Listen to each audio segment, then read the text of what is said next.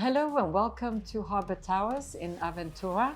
This is apartment 803. We're in town number 2 and we're so excited. This is a beautiful listing. It's on the water. As you can see, you've got wonderful views in the morning and also in the evening. It's filled with lights.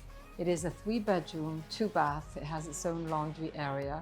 It's also got a very nice kitchen with breakfast area giving onto the water.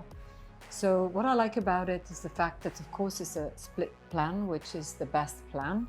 You have the master on this side and 2 big sized bedrooms on the other side of the apartment. And the floors are new, the floors are beautiful.